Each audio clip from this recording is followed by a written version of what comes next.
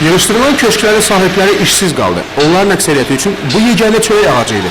Ona görə də köşklərin yığışdırılması bu ticarət obyektlərinin sahiblərini narazı saldı.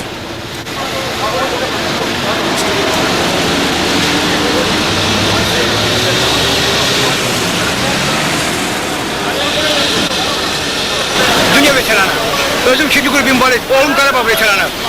8 yıldır yoldaşım ölüb 5 doğanda qalmışam.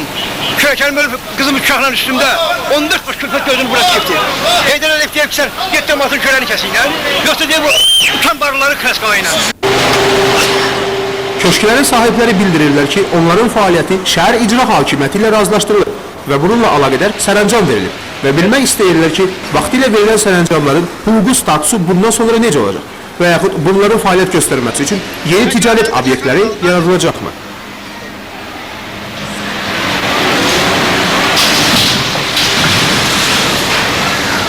Bu və ya digər suallarımızı cavablandırmaq üçün Şəhər İcra Hakimiyyətinin başçısının sənaye, nəqliyyat və rabitə üzrə müavini İlham Əliyevə müraciət etdik. Lakin o bizi qəbul etmədi və suallarımız cavabsız qaldı. İlqar Ağayev, Vaqif İbrahim Xəlil, Xəbər Plus.